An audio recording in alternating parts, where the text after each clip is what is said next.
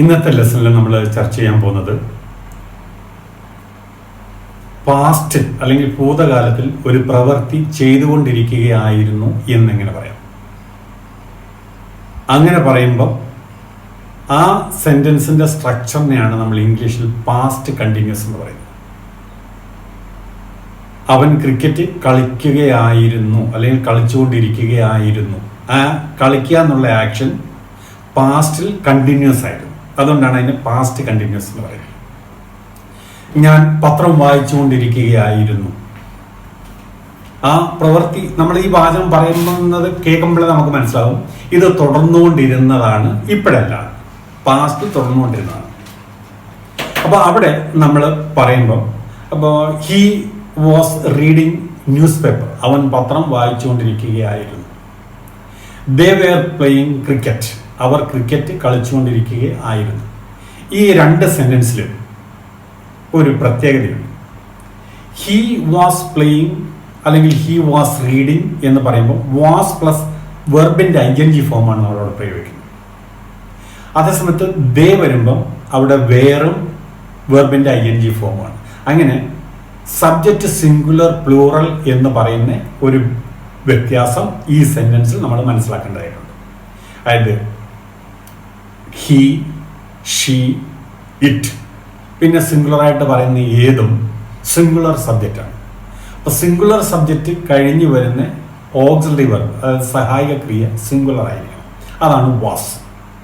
അപ്പോൾ he, she, it and സിംഗുലറിനോട് വാസും ദേ, യു, വി പ്ലൂറലിനോടൊപ്പം വേറും വരും. ഇതാണ് അതിനകത്തെ ഗ്രാമർ പോയിന്റ് നമ്മൾ ശ്രദ്ധിക്കേണ്ടത്. ഇതാണ് ഇപ്പം നമ്മൾ നേരത്തെ പറഞ്ഞിരുന്നത്, എങ്ങനെയെങ്കിലും സംസാരിച്ചപ്പോൾ ഈ വാസ് എവിടെ വരും, വേറെ എവിടെ വരും എന്നുള്ള ഒരു കൺഫ്യൂഷൻ വരും. പിന്നെ സംസാരിച്ചോളൂ എന്ന് ചിലർ പറയുന്നു.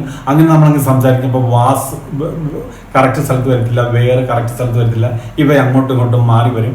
കുറേ നാളുകൾക്ക് ശേഷം പറഞ്ഞ് ശീലിച്ചതിന് ശേഷം ഇതൊന്ന് ശരിയാക്കാൻ ശ്രമിച്ചു കഴിഞ്ഞാൽ അവിടെ തെറ്റ് വരും, ഒരുപാട് കൺഫ്യൂഷൻ വരും, സ്ട്രെയിൻ വരും. അപ്പോൾ തുടക്കത്തിലെ നമ്മളൊന്ന് ശ്രദ്ധിച്ചാൽ മതി. ഏതിൻ്റെ കൂടെയൊക്കെയാണ് വാസ് വരുന്നത്? ഐയുടെ കൂടെ, ഹീയുടെ കൂടെ, ഷീയുടെ കൂടെ, ഇറ്റിൻ്റെ കൂടെ സിംഗുലർ ആയിട്ടുള്ള ഏത് സബ്ജക്റ്റിനോടൊപ്പം വരുന്നത് വാസ്. അത് കഴിഞ്ഞ് കഴിഞ്ഞാൽ ഉടനെ ആ വെർബിന്റെ ing ഫോം. അപ്പോൾ ഇവിടെ അവൻ പത്രം വായിക്കുകയായിരുന്നു. He was reading. അപ്പോൾ was plus ing form of the verb, അതാണ് ഹി വാസ് റീഡിങ്. പ്ലൂറൽ ആണെങ്കിൽ അവർ ക്രിക്കറ്റ് കളിച്ചുകൊണ്ടിരിക്കുകയായിരുന്നു. They were playing cricket. ഇങ്ങനെയാണ് ആ സെന്റൻസ് പോകുന്നത്. ഇനി നമുക്ക് ഇതിനകത്ത് ഒരു ചെറിയ പോയിന്റ് കൂടി മനസ്സിലാക്കുന്നുണ്ട്. ഈ പാസ്റ്റ് കണ്ടിന്യൂസ് സെന്റൻസിലാണ് നമ്മൾ വൈലും വെന്നും പ്രയോഗിക്കുക. ഇതിപ്പോൾ ഈ സെന്റൻസ് മാത്രം എടുത്ത് പറഞ്ഞത്. അപ്പം നമുക്ക് ഇതിനെ ഒന്ന് നീട്ടി പറയാം, ഈ സെന്റൻസിനെ നീട്ടി പറയാം. വെൻ ഐ കോൾഡ് ഹിം, ഞാൻ അവനെ വിളിച്ചപ്പോൾ, he was reading news paper. When I called him, he was reading news paper. അപ്പോൾ അവിടെ വെൻ എന്നുള്ള ഒരു വേർഡ് നമ്മളവിടെ ചേർത്തു. അതുപോലെ തന്നെയാണ് വൈലും. I called him while he was reading news paper. അപ്പോൾ അങ്ങനെ വെന്നും വൈലും ഇതിനകത്ത് വരുന്നതാണ്. ഇതെല്ലാം നിങ്ങളിത് കേട്ട് ഇത് വെന്നും വൈലും നിങ്ങൾ ഇതിനോടൊപ്പം വായിക്കണം, സ്റ്റോറി വായിക്കണം. സ്റ്റോറി വായിച്ചാലേ ഇത് ബലപ്പെടുത്തണം. അല്ലാതെ ഇപ്പോൾ ഈ പറയുന്ന 4 സെന്റൻസോ 8 സെന്റൻസിലോ ഒതുങ്ങുന്നതല്ല ഇംഗ്ലീഷ്. സ്റ്റോറി ബുക്ക് വാങ്ങിക്കുക, അത് ഇതിനോടൊപ്പം വായിച്ചു പോവുക. അപ്പോൾ കുറേയൊക്കെ മനസ്സിലാവും, കുറേ മനസ്സിലാവാതെ വരും. അങ്ങനെ ക്ലാസ് പുരോഗമിക്കുന്നതനുസരിച്ച്, പ്രോഗ്രസീവായിട്ട് നിങ്ങൾ പഠിക്കുന്നതനുസരിച്ച് ഈ മനസ്സിലാക്കുന്നത് കൂടി വരും. ഓരോ സെന്റൻസിന്റെ അർത്ഥം നിങ്ങൾക്ക് ക്ലിയർ ആയിട്ട് മനസ്സിലാവും. ഇനി നമുക്ക് ഇതിന്റെ എക്സാമ്പിൾ സെറ്റിലേക്ക് കടക്കാം. ആദ്യം സിംഗുലറിന്റെ ഭാഗത്ത് ഏതൊരു സെന്റൻസും എടുക്കാം. He was writing a story. അവനൊരു സ്റ്റോറി എഴുതിക്കൊണ്ടിരിക്കുകയായിരുന്നു. He was not writing a story. അവൻ സ്റ്റോറി എഴുതിക്കൊണ്ടിരിക്കുകയായിരുന്നില്ല. അതാണ് അതിന്റെ നെഗറ്റീവ്. ഇനി ചോദ്യം ചോദിക്കാം, was he writing a story? അവനൊരു സ്റ്റോറി എഴുതിക്കൊണ്ടിരിക്കുകയായിരുന്നോ? What was he writing? അവൻ എന്ത് എഴുതിക്കൊണ്ടിരിക്കുകയായിരുന്നു? ഇതാണ് സിംഗുലറിന്റെ ആ 4 സെന്റൻസ്. ഈ 4 സെന്റൻസ് എന്ന് പറയുന്നെങ്കിലും ആ ആദ്യം പറഞ്ഞ ആ ഒരൊറ്റ സെൻറ്റൻസിൻ്റെ വേരിയസ് ഫോംസ് ആണിത്. ഇത് പഠിക്കുമ്പോഴാണ് നമുക്ക് അനായാസേന ഇംഗ്ലീഷ് സംസാരിക്കാൻ പറ്റുന്നത്. ചിലപ്പോൾ നമ്മൾ പറയുന്ന കാര്യം പോസിറ്റീവ് ആയിരിക്കും, ചിലപ്പോൾ നെഗറ്റീവ് ആയിരിക്കും, ചിലപ്പോൾ നമ്മളൊരു ചോദ്യം ചോദിക്കുന്നതായിരിക്കും, ആ ചോദ്യം yes or no ക്വസ്റ്റ്യൻ ആയിരിക്കും, ചിലപ്പം WH ക്വസ്റ്റ്യൻ ആയിരിക്കും. ഇതെല്ലാം ഉൾപ്പെടുത്തിക്കൊണ്ടാണ് ഈ 4 സെൻറ്റൻസ് ചിട്ടപ്പെടുത്തിയിരിക്കുന്നത്. ഇനി നമുക്ക് പ്ലൂറലിലേക്ക് കടക്കാം. അപ്പം അവർ റോഡ് റിപ്പയർ ചെയ്യുകയായിരുന്നു. They were repairing the road. They were not repairing the road.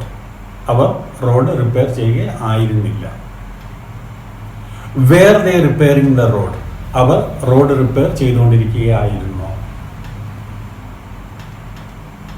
What were they repairing? അവർ എന്ത് റിപ്പയർ ചെയ്തുകൊണ്ടിരിക്കുകയായിരുന്നു. അപ്പോൾ ഈ 8 ഫോമാണ് ഈ പാസ്റ്റ് കണ്ടിന്യൂസിൽ നിങ്ങൾ ശ്രദ്ധിക്കാനുള്ളത്. ബേസിക്കലി ഇതിനെ തുടർന്ന് പലതും പഠിക്കാനുണ്ട്, പക്ഷെ ഈ ഫൗണ്ടേഷൻ ഉറച്ചു കഴിഞ്ഞാൽ വളരെ ഈസി ആയിട്ട് പഠിക്കാൻ പറ്റും. ഇനി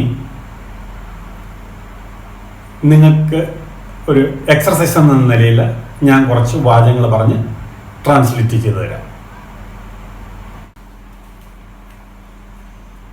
അവർ ക്രിക്കറ്റ് കളിക്കുകയായിരുന്നു. They were playing cricket.